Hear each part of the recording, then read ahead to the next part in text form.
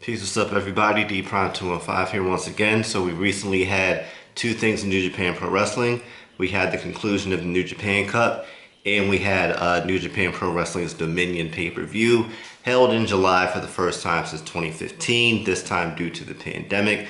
Dominion is typically held in June, and the New Japan Cup normally happens in March, but pandemic moved everything around, right? So if you remember in my New Japan Cup prediction video, my top pick to win was actually Kazuchika Okada. I was wrong in my prediction. However, Kazuchika Okada did make it to the finals, so I was close enough for that. However, who won was Evil from LIJ. Now, I didn't predict Evil to win because I felt like, I didn't really think someone from LIJ should have won because in my head, I'm like, why would Evil win? He's an LIJ. Why would he challenge Naito for the belt? I did predict Sonata, but Sonata was like my least likely of the three to win, in my eyes, to win New Japan Cup as far as my predictions went. So I was like, I don't think Evil's going to win, and Evil wound up winning.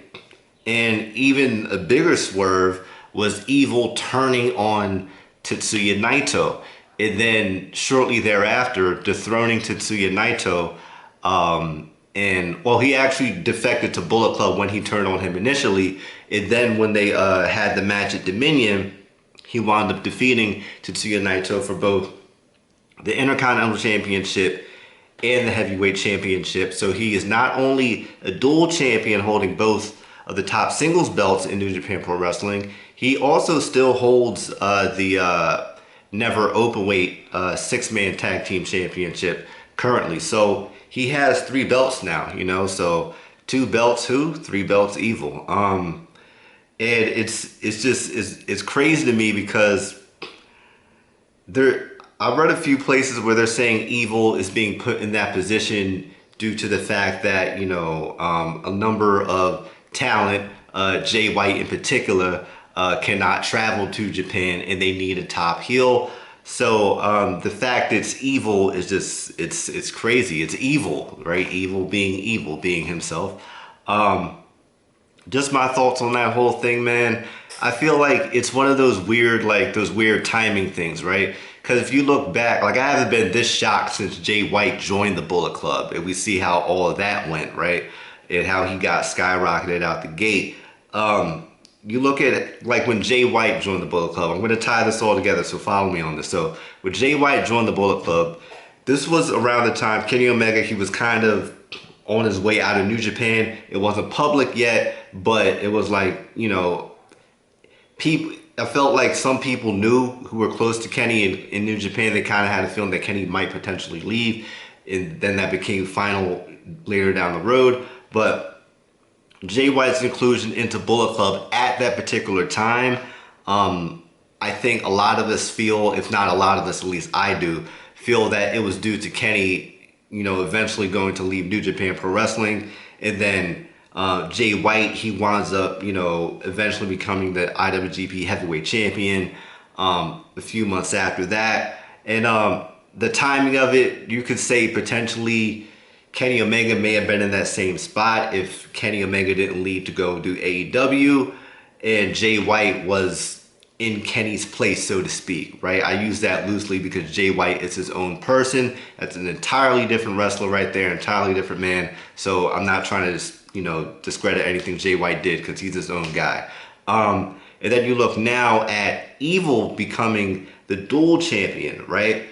And joining Bullet Club. So that's kind of like Jay White when he comes back. What is this going to lead to, right? And also Evil, two of his tag partners in the Never Six-Man, tag belts, tag championships, they're LIJ members. I believe it's Shingo Tagaki, who was also Never Openweight champion, first person to hold both the Never championship simultaneously, so shout out to the Dragon.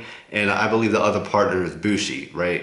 Yeah, it should be Bushi, it's not Sonata. Yeah, Bushi. So who I also met at Fighting Spirit Unleashed in Philly. That's a whole other story. But anyway, yeah, so it's like, what does this mean for them? Are they gonna go to Bullet Club as well? And when Jay White returns, what does this mean? Because Jay White, yeah, he held both belts. He's a former Intercontinental champion and heavyweight champion, but he never held them simultaneously.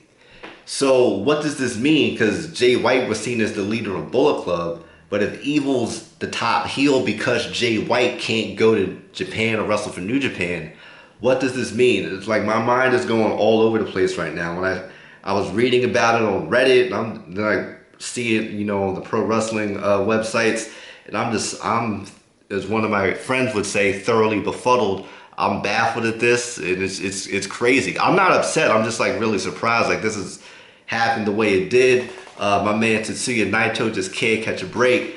He finally gets both belts, and then he only has one successful defense at A New Beginning back in February that he couldn't wrestle because of the pandemic.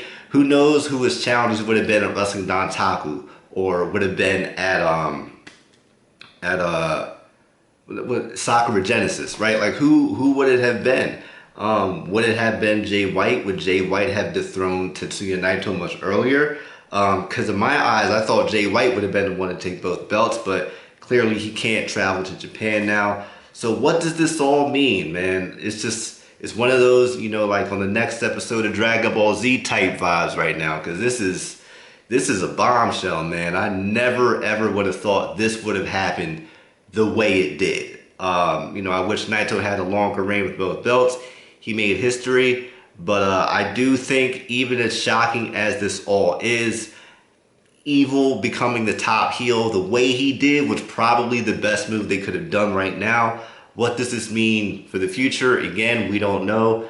Like I said, big next episode of Dragon Ball Z vibes right now. But that's just my 2 cents, or longer than 2 cents, if you will, video on what I think of Evil becoming double champion and how all of this happened and all the factors that may have led to this. But what do you think? Are you happy with Evil being the double champion? Are you happy with how this happened? What do you think this means for Jay White? How do you feel about the whole trajectory of Bullet Club over the past 2 years? Because a lot of major changes have happened. A lot of cards have been shuffled in the deck, so to speak.